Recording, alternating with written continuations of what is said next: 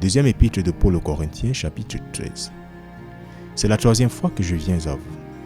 Par la bouche de 2 ou 3 témoins, toute parole sera établie. Je vous ai déjà dit et vous dis d'avance, comme si j'étais présent pour la seconde fois et étant absent, maintenant j'écris à ceux qui autrefois ont péché et à tous les autres que si je viens de nouveau, je n'épargnerai personne. Puisque vous cherchez une preuve que Christ parle en moi, lequel n'est pas faible envers vous, mais est puissant en vous, car bien qu'il ait été crucifié dans la faiblesse, cependant, il vit par le pouvoir de Dieu, car nous aussi sommes faibles en lui, mais nous vivrons avec lui par le pouvoir de Dieu envers vous.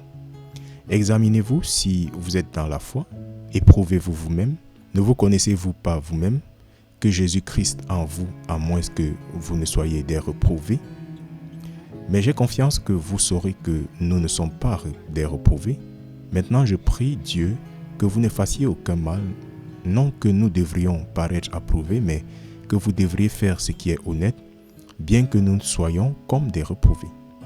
Car nous ne pouvons rien faire contre la vérité, mais pour la vérité. Car nous sommes contents lorsque nous sommes faibles et que vous êtes forts, et ceci aussi nous souhaitons, c'est-à-dire votre perfection.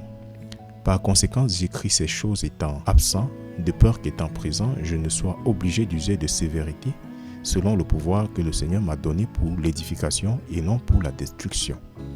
Finalement, frères, adieu, soyez parfaits, encouragez-vous, soyez d'une même intention, vivez en paix, et le Dieu d'amour et de paix sera avec vous.